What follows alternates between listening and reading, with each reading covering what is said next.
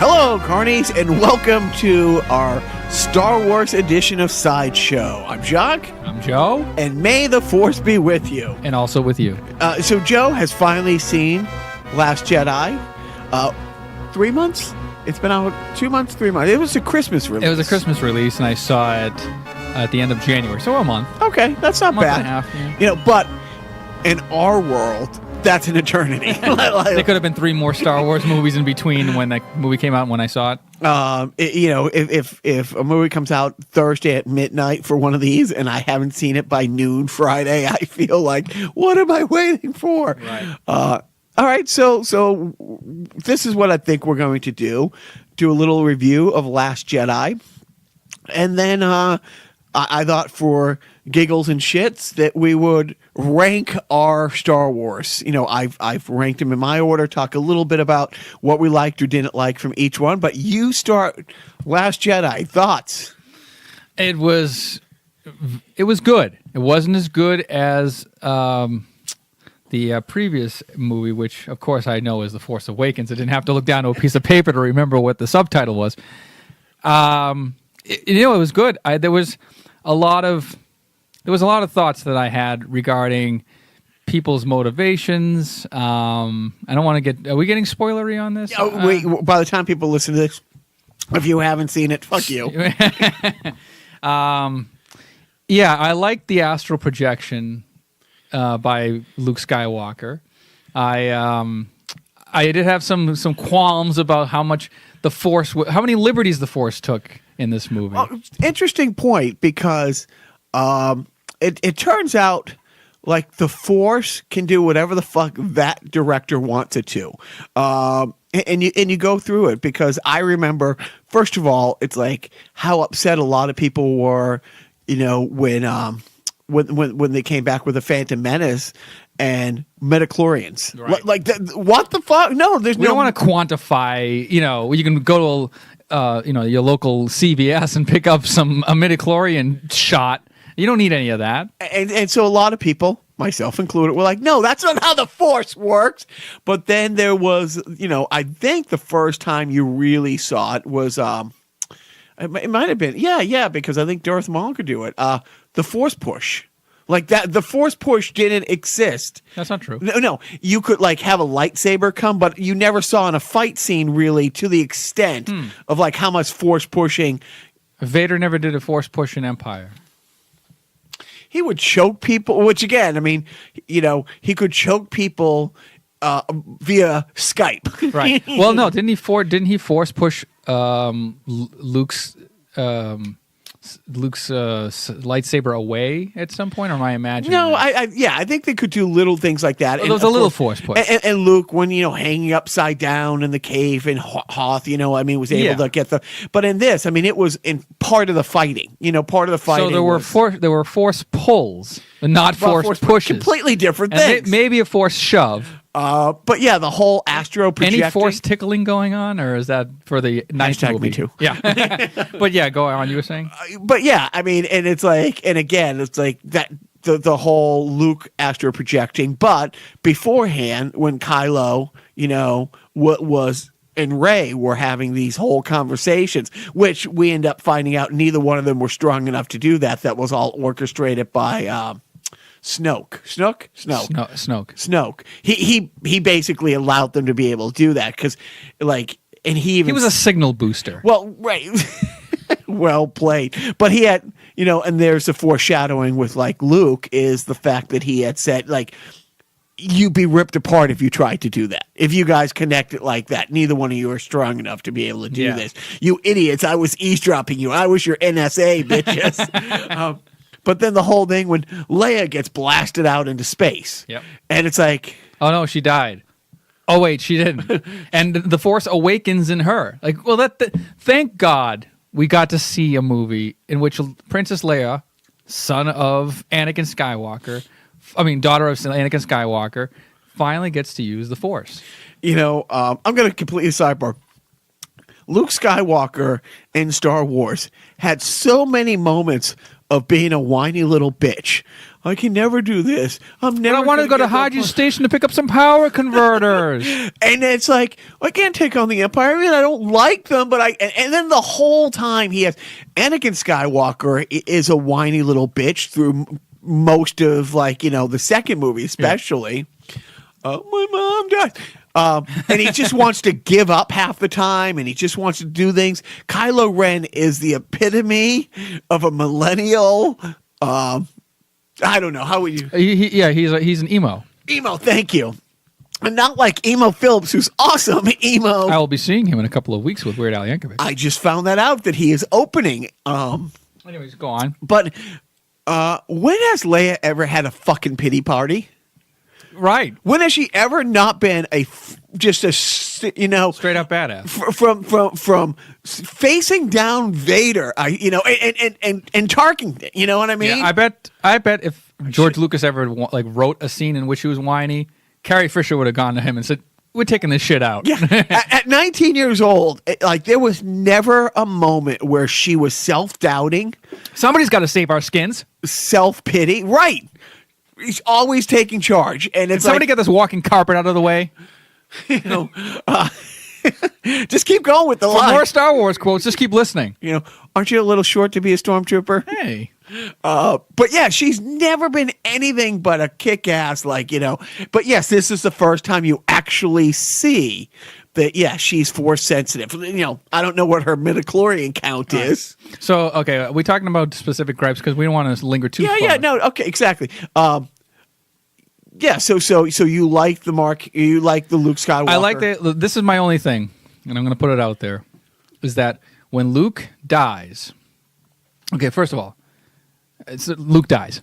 Second of all, you bastard. Yeah, when he dies, he from the Millennium Falcon that is on his planet where I've got the name of the planet, but where Luke is basically living out the rest of his days, he grabs a pair of dice that are hanging from the rear view mirror of the Millennium Falcon that belonged to Han Solo.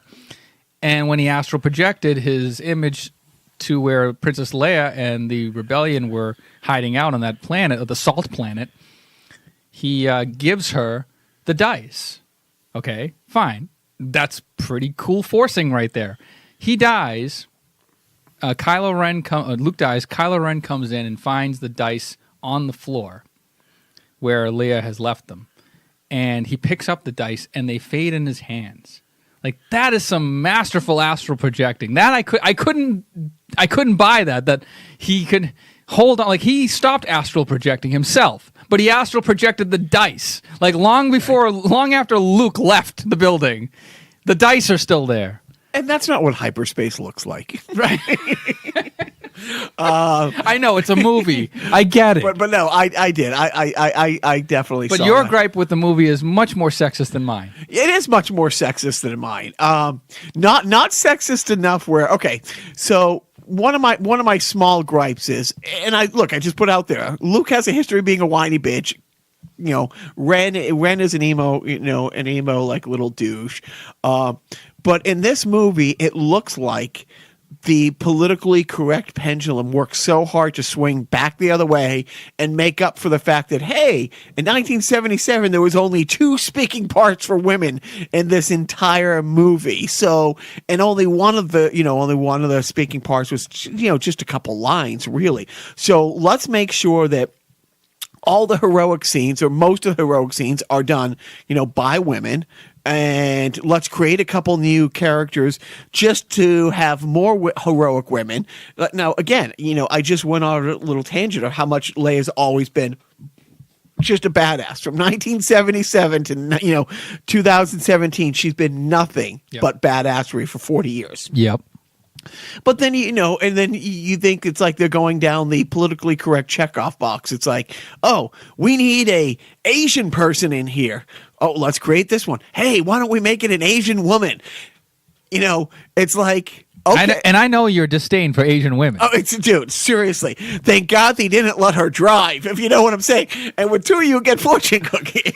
Anyways, but seriously, it's like, it just seemed like, okay, let's make, and it's not like let's just give all the heroic scenes to women. It's like, let's show the men how stupid they were. Oh, Poe, you dumb little guy. Right, you're trying to, you wanted. What did he want? He wanted to steal a ship so that he could take on the Right, the code breaker. So he Yeah. wanted to go, and he had this whole like thing to sneak onto Snoke's ship, and XYZ and all that stuff, and that was all his idea. But even and again, there was a few forced scenes where it's like and again the Asian girl who was like, okay, well, Her sister died sacrificing herself during one of the battles because she was the lone remaining pilot in that squadron that could take down. Yeah, whatever those destroyer things were, all those were ships that have a billion bombs on it. Right. That opening scene, however, gotta say one of the best, if not the best. When Poe's flying and it's all of a sudden it's like he kind of does the road runner where he's being chased, and I didn't know in space you could just jam on the brakes, let them pass you. He did the road runner routine. Right, they've gone to plaid. I did no. I'm dead serious. That scene was awesome, but again, he disobeyed orders, got demoted in rank. That's why it was awesome, dude.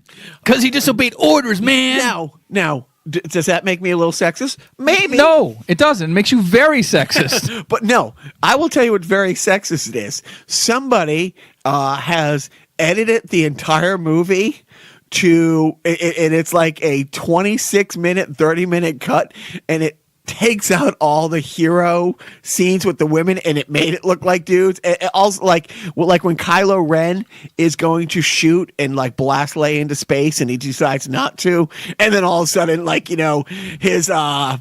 his fighter escort's like, fuck this, she ain't my mom, fuck that, but it makes it look like he shoots and stuff. Right, and I've asked you on many occasions to stop trying to get me to watch that. I appreciate your enthusiasm, but I'll just take the original movie. But I do. I mean, I think it was, like I said, a little forced to, okay, let's make sure. A little what? Force. Duh. Anyways, but I did. Also, when I left the theater, I was talking to management about it, and there was a lot. Look, with Mark Hamill's, with Luke's character, there's some things I really didn't like. And again, his whole disconnecting from the Force, his whole, self-exile and his umpteen-year pity party and stuff like that. And then, I think a lot of what this director did is took it in different ways. I get that. He wanted to do this with the Force. Great. All that. The astral projection, the fuzzy dice. But you go out of your way to say, hey, everything you've loved the last 40 years, I'm going to mock and shit on. Here I go. And to go out of his way. And it was great when, about a week after I saw the movie for the first time, I heard Mark. I just lost my headphones. You did? I did. I'm now hearing nothing.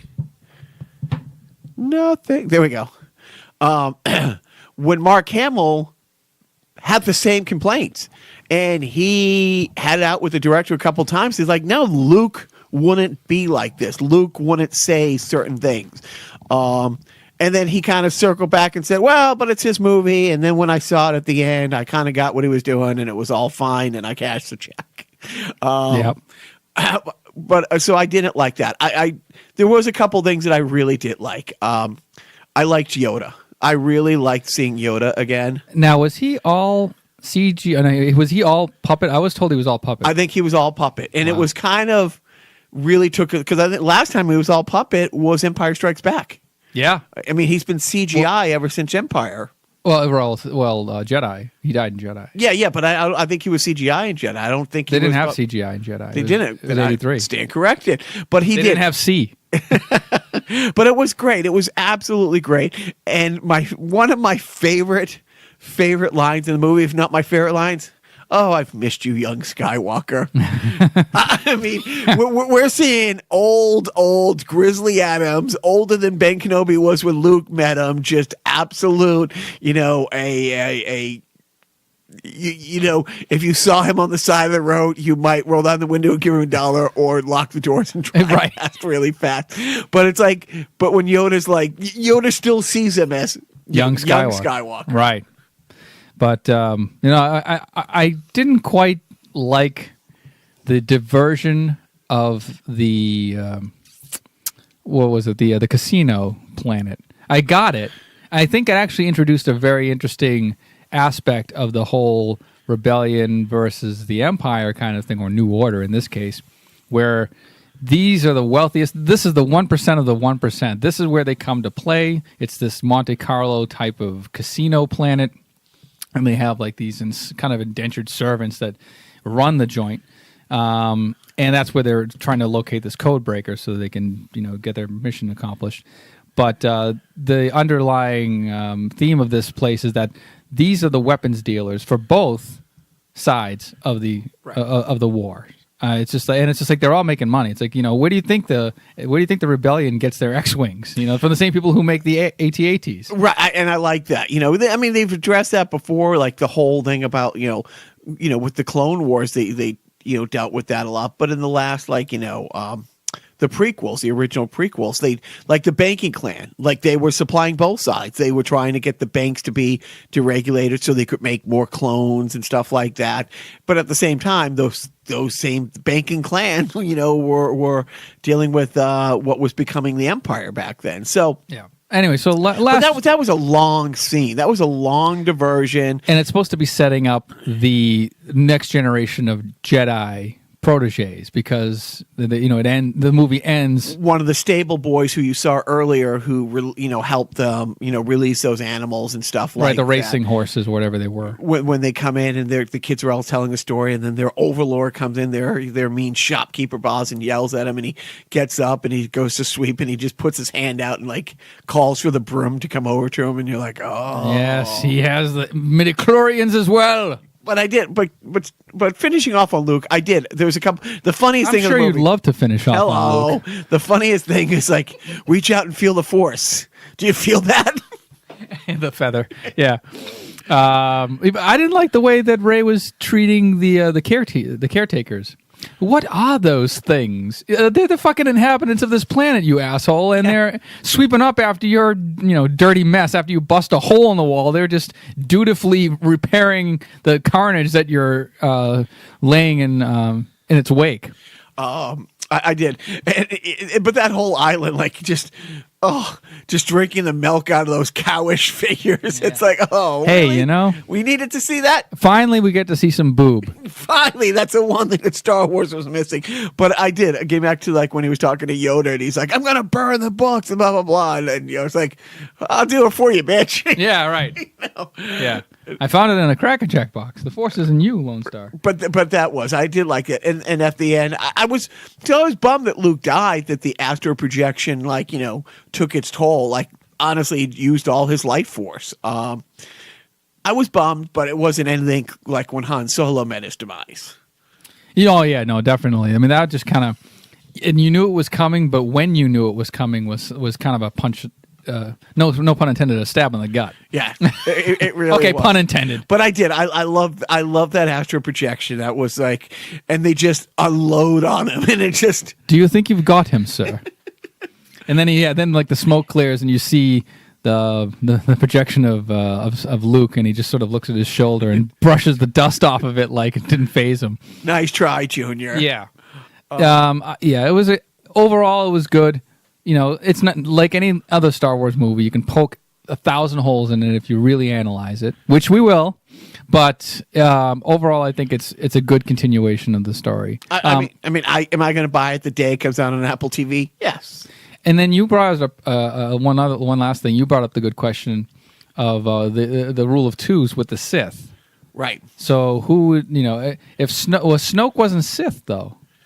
Yeah, he was the end all be all. But that's one of the things. Where did he come from? What was from the Emperor to him? How did he rise to the top of the chain? Wouldn't you like to know? Well, we'll let you know in a new movie coming out in 4 years, probably. Well, I would like to know. I would also like to know, how he didn't he was portrayed these last two movies as the badass of badasses, and he could have two people astro project across the galaxy, make them, but he didn't didn't realize he was about to be cut in half. He was going to be Darth Maul. Yeah, and during that battle scene with the guards around Snoke with Rey and Kylo, not a lot of forcing going on there. Do you think Kylo would use his abilities a little bit better instead of doing the one-on-one ninja style fighting that happens in a lot of these battle scenes?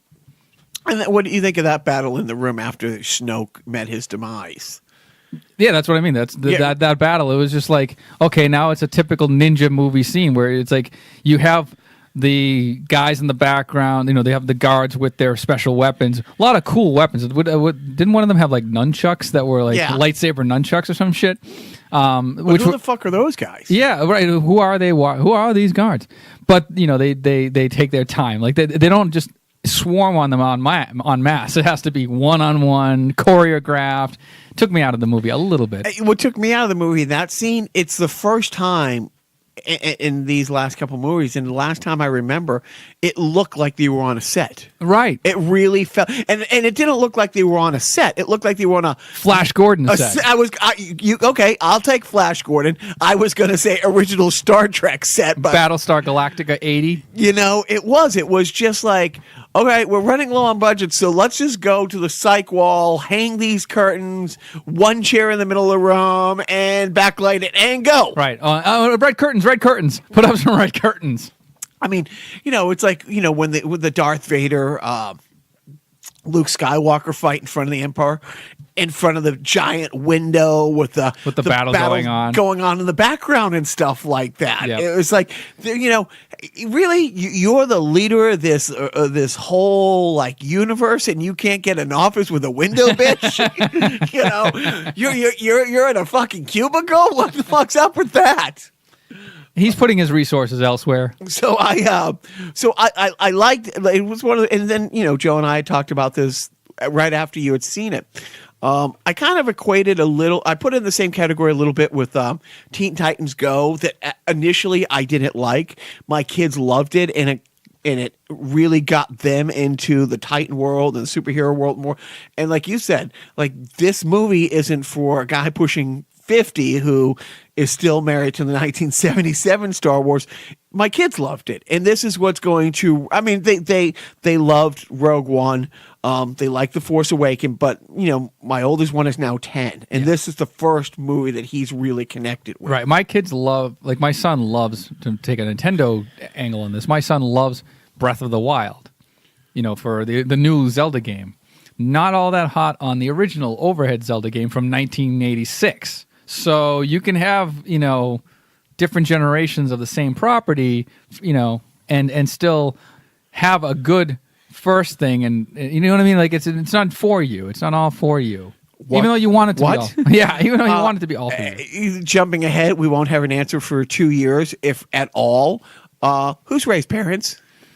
Right. No, exactly. Like, was he lying? Yeah, a Sith Lord. No, I'm pretty much thinking he's telling the truth. Right.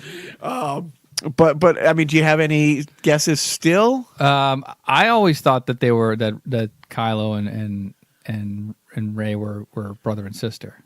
Are they? Do you think? Is that still holding with that? I'm kind of holding on to that, but Is that why Luke freaked out when he saw them force projecting? It's like, no, don't do the kiss your sister thing. I'm telling you, you don't get over that. There's not that much therapy in the galaxy. That's why I'm really here. Right. Although he did kiss her again one final time in this movie. Yeah. On the forehead. Not the same. Yeah, I know. No. That was sweet, by the way. That's like one of that. Kills me. That was the one that and you knew he was saying goodbye. Yeah. You knew that was it for right. Luke. And then of course the correlation in real life. And then Leia knew too. Yeah. Like that was okay. I'm going to tell you my favorite part of the movie. The part where honestly, men. Okay. where I got a cheer. Yeah. And I teared up a couple times. I'm here saying it wasn't my favorite Star Wars movie, and I'm telling you about all the things I love and how I cried like a little baby that I am. him and Leia, like they did that right there was my childhood, and him saying goodbye and her understanding he's saying goodbye. And I think she was the only one in the room who got what the fuck was going on. I think she was the only one who knew what was going down and why. That got me. But what really killed me, and I think my favorite part of the movie, it wasn't, and I thought it was going to be, where's Han? All right. And I thought, fuck you, motherfuckers. You took Han. I'm coming after you, bitch. And that was going to get them back. And they were going to, get on the Millennium Falcon. And that's it. They were going to go kick ass. It's like that.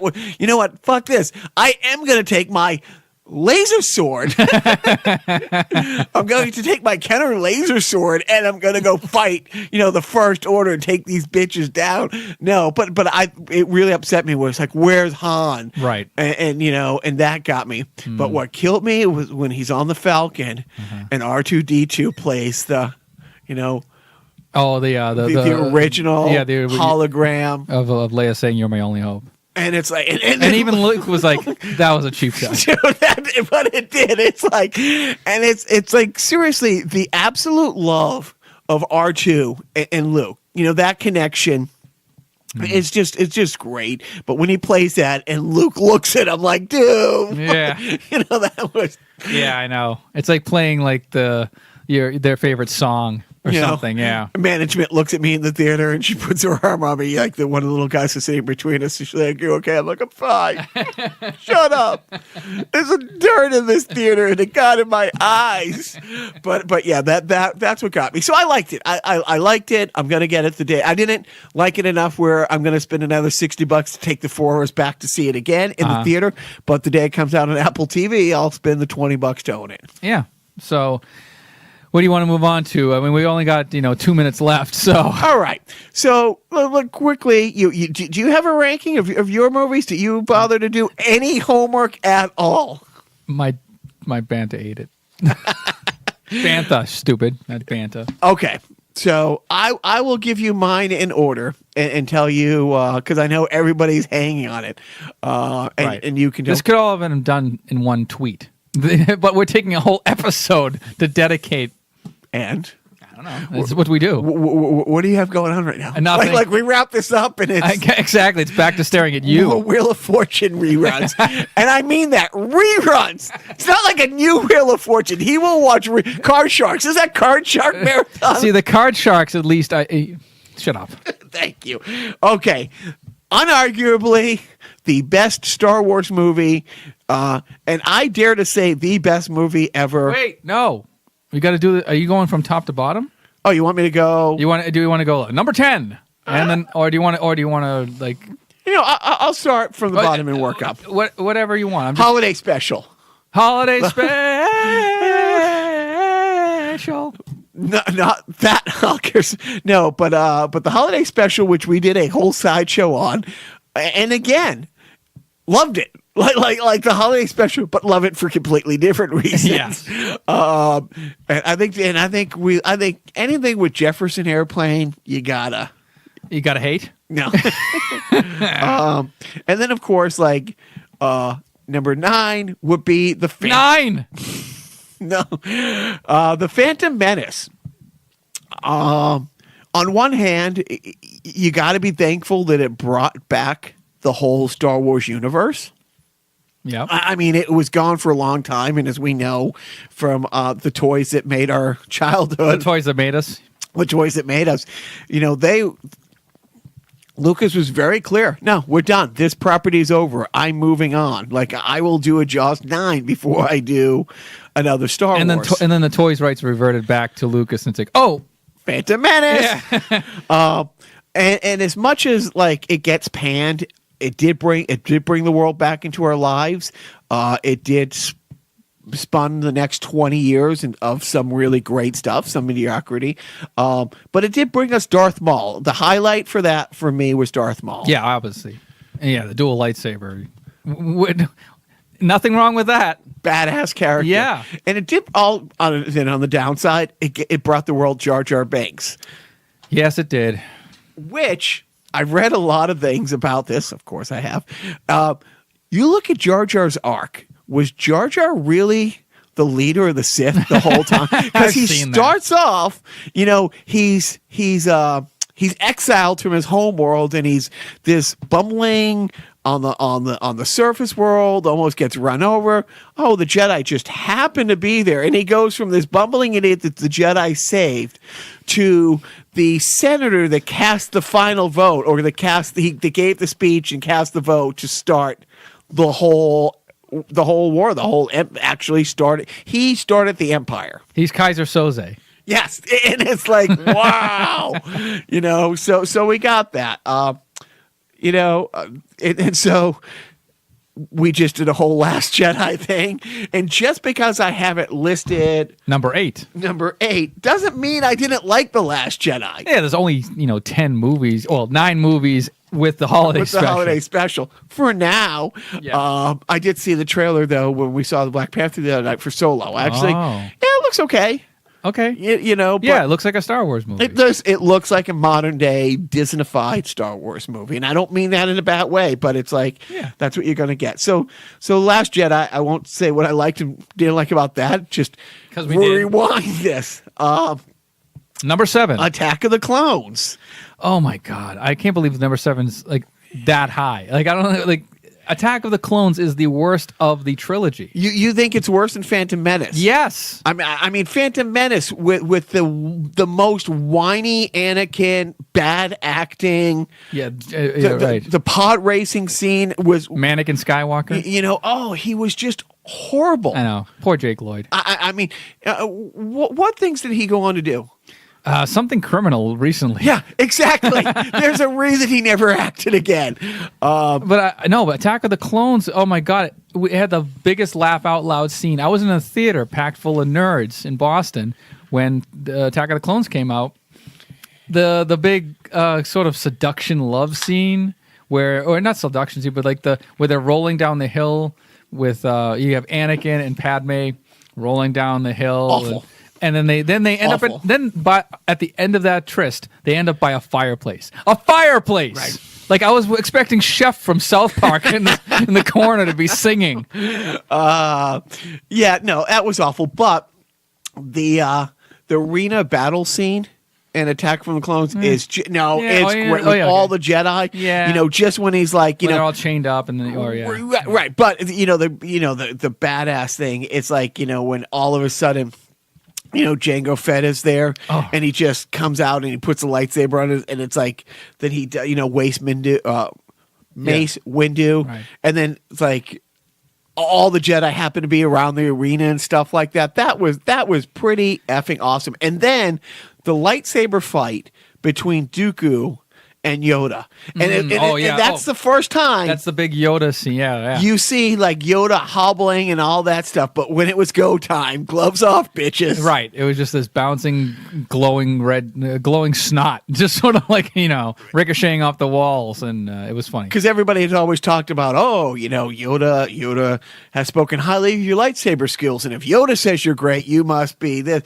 So that scene was awesome. But yeah, the love scene in that. I think the love scene overshadows of most of what the movie represented to me. But I have to say that when Yoda's lightsaber prowess was on this full display, the crowd loved it. They cheered, and it was just great. And again, like with Last Jedi, the opening space battle scene, and that was pretty epic. I'll have to rewatch some of it. Not all of it. Is there a way where I can just skip to the good parts? Well, you have it on Apple TV. Oh, do I? You do indeed. And so what does that bring us to? Number 6. Revenge of the Sith. I actually thought that was a decent movie. Yeah, no, it was the best of the prequels. Obi-Wan. You are the chosen one. Obi-Wan Kenobi is fucking awesome. I mean, the scene with him and Grievous when he jumps down on the ceiling and is like, "Well, hello there," and it's like, and Grievous has like the 4 lightsabers and he's like walking at him menacingly and stuff like that. And then of course the battle scene with him and Anakin is just, and again, like with Yoda and Dooku, you actually see.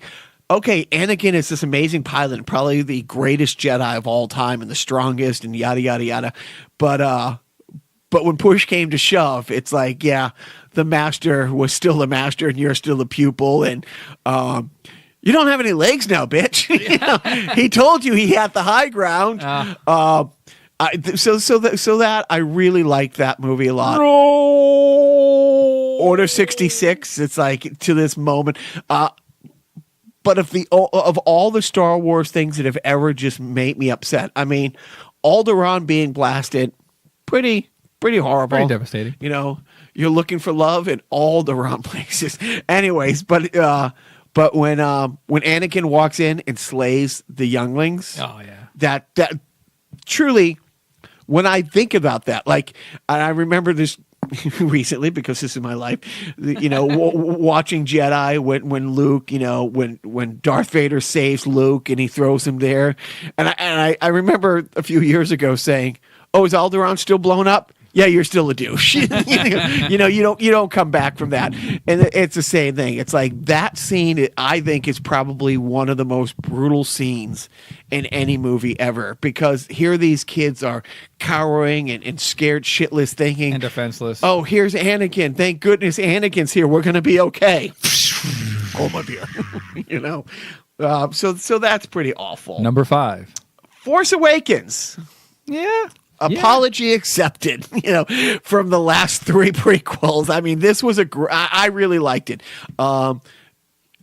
You know, I liked so much about it. I'm glad that it brought the universe back. I'm glad that we're finally going to get because forever we saw episodes, you know, 4, 5, and 6, and that's all they were going to do. Then they did 1, 2, and 3, and then we had to wait another decade. Yep. But really, did you have to kill Han Solo? I mean, did that have to happen in the story? The answer is no. The answer is yes, because I think Harrison Ford is effectively trying to kill all of his characters from every movie that he ever did.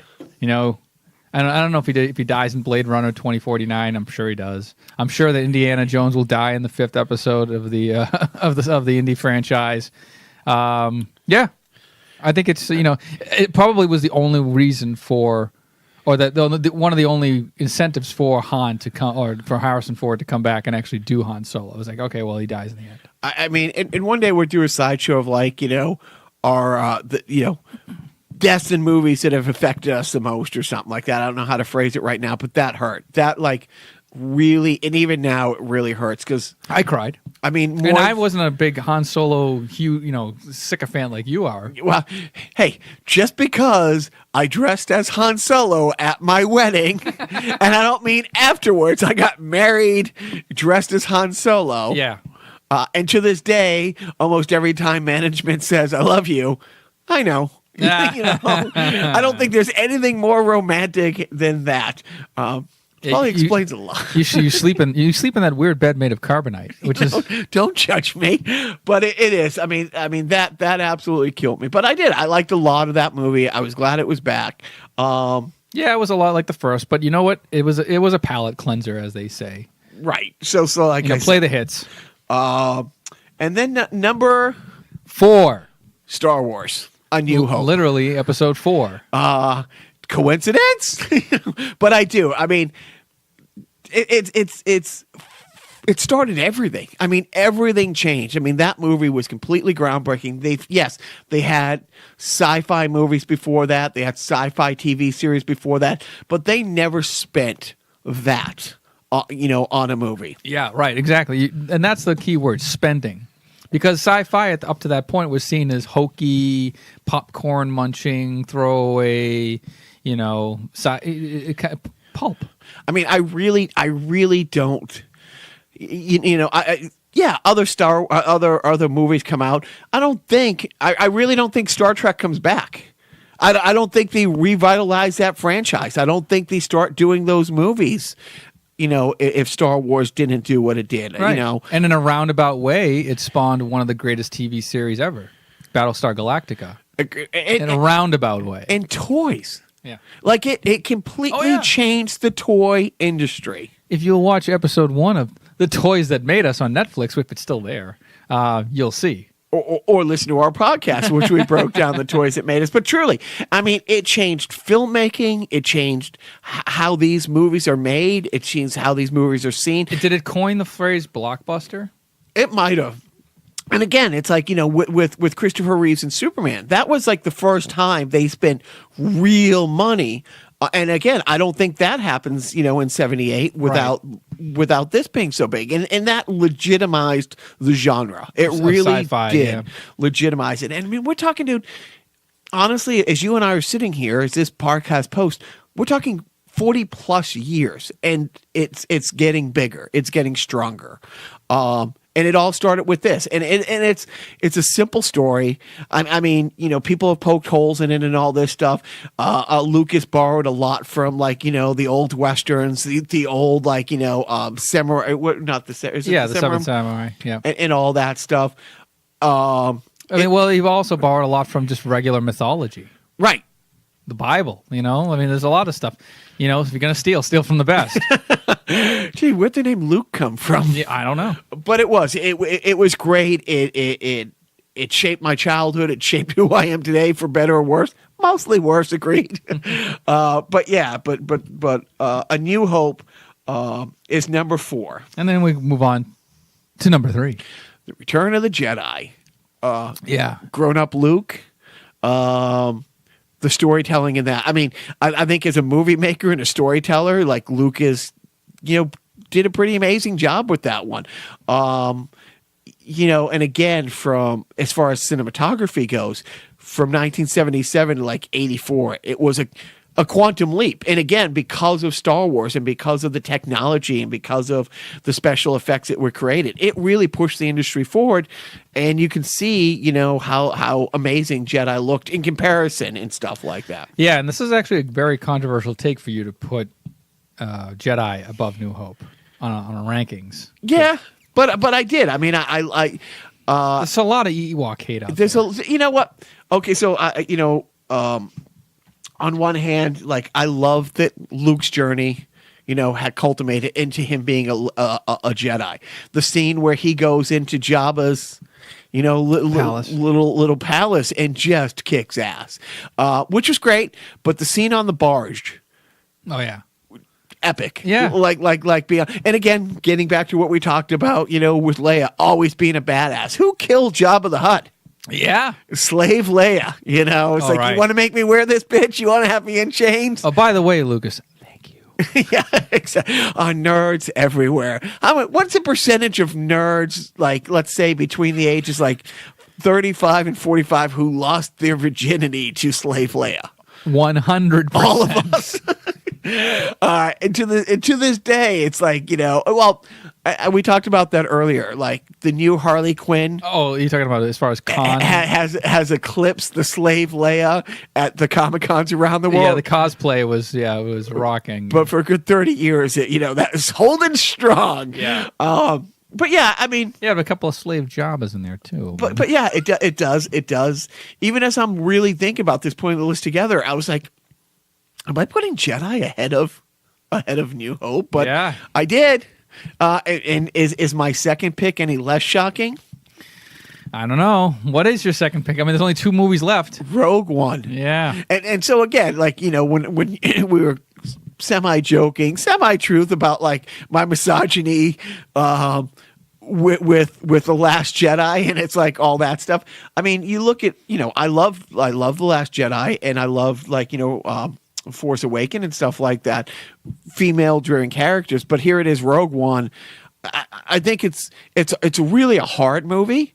On one hand, I think, oh man, Lucas was able to maintain this level of success long enough to go back and make up for his plot points in A New Hope. Everybody's like, oh really? So you got this moon-sized Death Star that can be taken down by one, and they've made fun of that on every show. The Family Guy, of course, we've seen that, but I don't think you're giving. Did I just hear that you? I don't. My hearing's not so good. Did you just say Lucas? Look, I'm sorry. Yeah. Yeah, like Lucas had nothing to do with Rogue One. No. But the fact that that he got through that he's that big and this franchise has lasted that long with that they were able to go back and say, hey, no, that wasn't a hole in the plot. Here's what really happened. Yeah, and that movie, it was fantastic. It was great story writing. It's amazing how quickly you start to care about these characters, and you're crushed at the end when they're gone. All of it. Who died in Rogue One? There was that robot guy that reprogrammed Emperor Droid. Yep. There was the girl. There was a guy. There was the blind Jedi. Yeah. Are you kidding me? I'm blind. When they put the bag over his head. When they were kidnapping him. Yeah, and who else? Oh yeah, right. Everybody. Everybody. You know, except for Vader. Okay, so I put on my notes. I had one good thing, one bad thing, and the bad thing is fuck you, Disney and Lucasfilms. How dare you make us really fall that hard, love at first sight with this entire new world and all these characters, and 2.5 hours later take them all away. No prequels or sequels to this are coming. I mean, you just gone, all of them. Fuck you for that. But I really think, no, I'm going to say it flat out.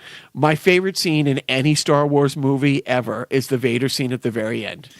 When this movie was made available on Facebook for free for a certain amount of time, I like a happy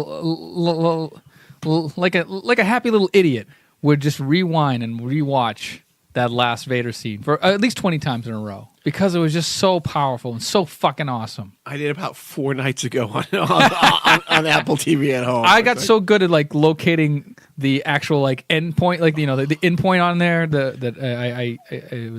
was amazing. Like we said, like with Yoda and the Dooku, fight, or the the Obi, because when we introduced to Obi-Wan, we don't know what a badass he was, and you see all that, but this is the first time you really see fucking Vader is it. It's really funny. It's like he's the Babe Ruth of the Force. Like Babe Ruth in his time was not only the best hitter, but he was the best pitcher. If Cy Young wasn't pitching and the Cy Young Award was around, at the time, I mean, but honestly, Babe Ruth was, and to this day, holds he holds several Red Sox pitching and hitting records still. Anakin Skywalker, the best Jedi, the most powerful Jedi. And if you watched all the Clone Wars and all that stuff, just a badass Jedi, but just probably the greatest Sith Lord ever. This was probably the first time I was ever truly afraid of Darth Vader. Right. When you go back and you gotta zip back to when you're kids and you first see that scene from the other point of view, when he walks, basically he just walks in the last part of the battle scene.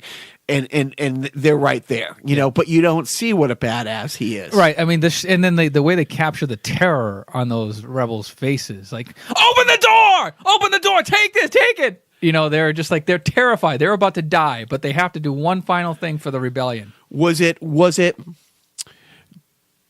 Did Lord Vader slash through those rebels with more or less ease than Anakin did the younglings on Coruscant?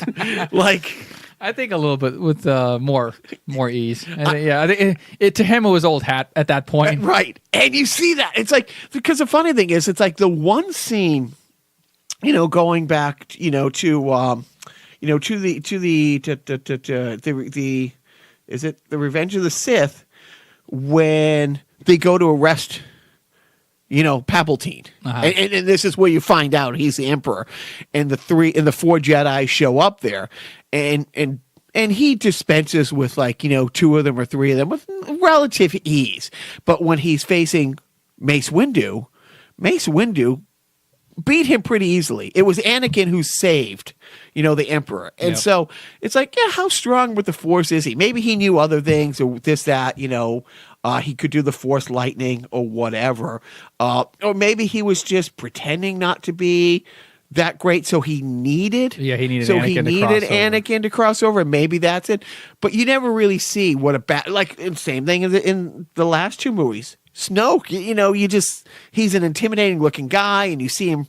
I don't think he stands up once in either of those movies. Right. The first time you see him when he's talking to, it's just a giant head when he's projecting down, when he's like lecturing like Kylo that, on the hologram thing, but you never see him fight. But this, you see that Vader is it. That fucking, it doesn't matter what he was throwing guys around. Honestly, it's like back to dwarf tossing, like if Hulk Hogan in '80s went dwarf tossing, just picking guys up and throwing them to the ceiling.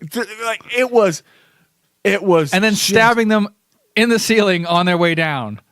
With their lightsaber. I mean, seriously, you rewound it so many times. I mean, are we talking? Is it 2 minutes long? That scene? That whole scene is about 2 minutes long, and it's just the look. Like the lights go out, and all you see is the glow of the red lightsaber, and you hear the breathing, and you see the terror on their faces as he's slicing away, and just the sound that it's making, when it's just whizzing, when his lightsaber is just whizzing through the air and whizzing through their bodies, and it's spectacular. And although I couldn't quite understand how did he, I guess maybe because he was in the suit, he's standing on the edge of the destroyer as it's detached from the rebel ship. Right. He's in space. He's the gravity. Yeah, but he's not surrounded by anything. He's like literally in like open space. Well, it's a suit. Yeah, but he's like stuck to the, he's like the gravity boots. That's not what hyperspace looks like. Shut up, Joe. All right, wait, time out. What's the number one movie on your list then? It's got to be Empire Strikes Back. Yeah, flawless. I mean, everything about it, be it the battle scenes.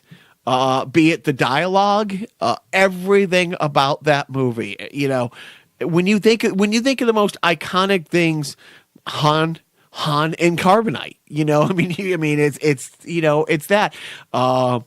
The dialogue. Who are you calling scruffy looking? I mean, every line in that movie, and it's really funny. A friend of mine had a long-running thing in Hollywood called Hollywood Master Storytellers, where they would have writers and directors. It was kind of inside the actor studio live, but for writers and directors.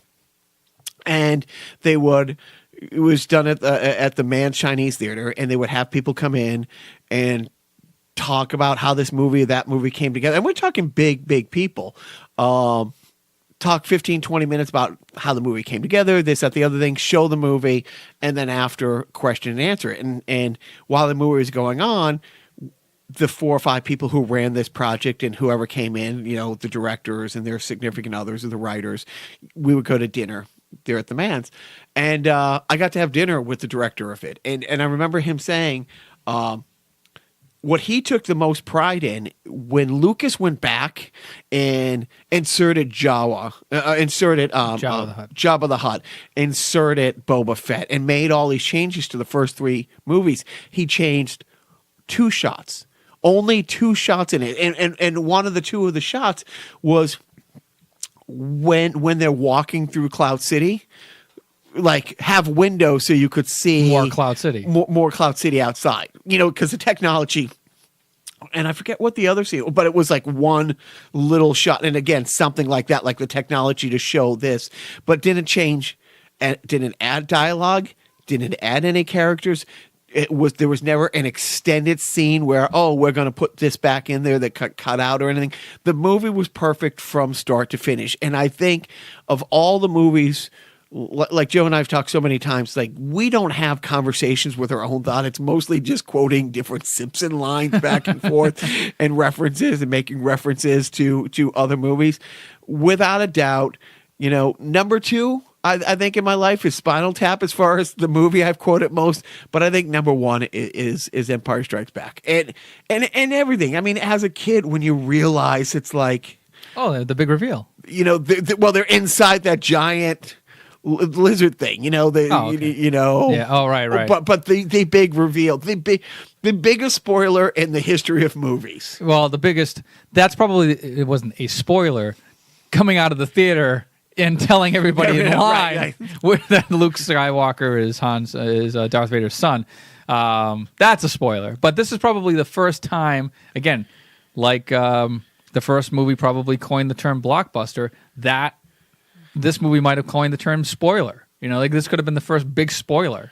I mean, and you were the king of seeing the second movies first. I saw this movie second. Did you, is there a better to- second film? Is there a better second film? Like is Godfather, Christmas Vacation? Godfather Part 2. Yeah, I mean you can count on the number of hands, but this is to get better than Star Wars. Yeah, oh, absolutely. It's well, it's as Lucas put it, it's the second act of a 3-act play. You know, where all the characters are in danger and peril, and it's like it's bleak at the end. It's not a happy ending. It's kind of a cautious optimism. It is not a happy ending. Yeah, it's not. I mean, you know, cool hand, Luke. Cool hand, Luke. There you go. I don't care if it rains. Shut up. You did that on purpose. Is Leia the only Star Killer without a robot hand? Star Killer. The original name. Yeah, I know. I have no life.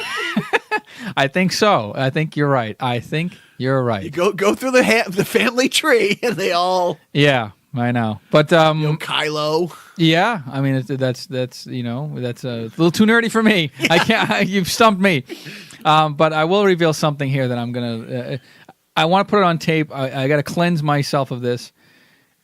I apologize to everybody listening, and I think Jacques maybe knows this about me. I did not see Star Wars until 1997. We have been friends for a few years by this point, which stuns me that you were able to keep that closeted.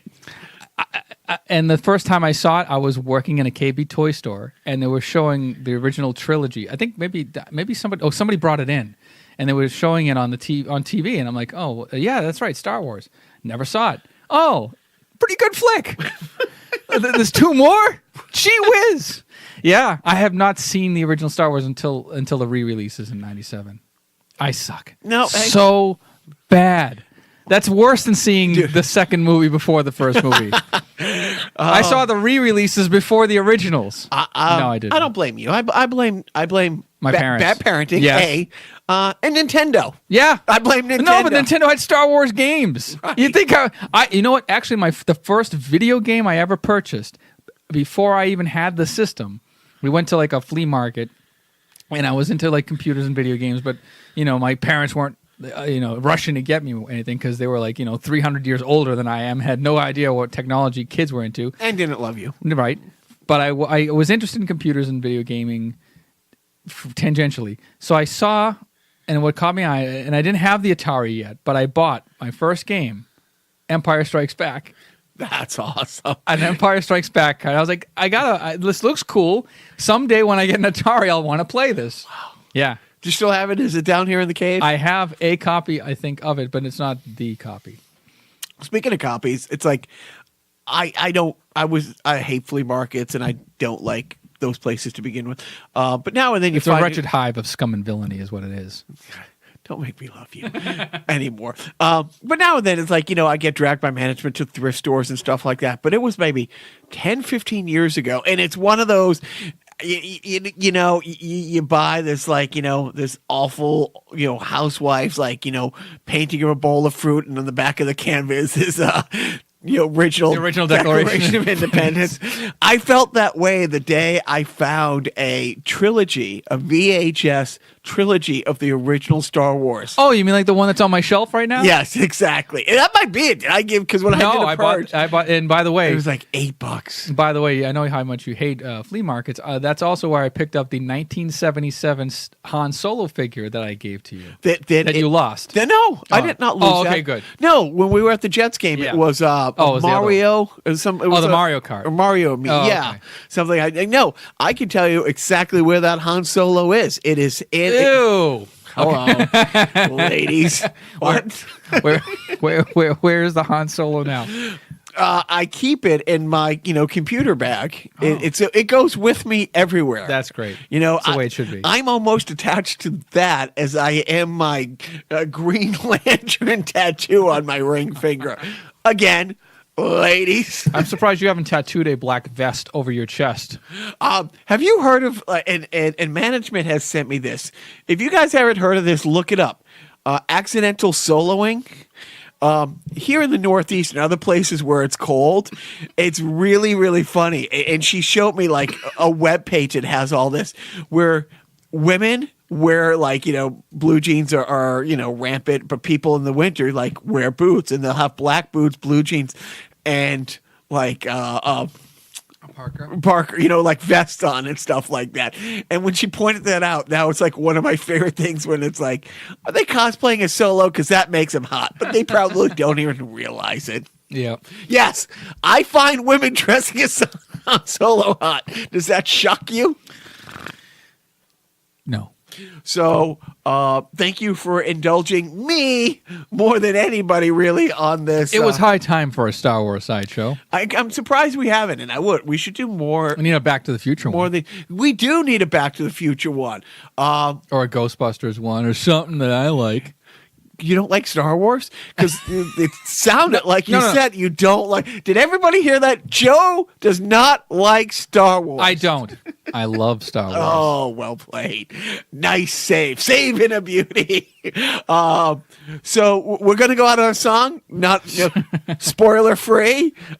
Joe picked this out all by himself. Any last thoughts? No, I think we covered it all. May the Force be with you. I'm one with the Force. The Force is with me. And don't forget.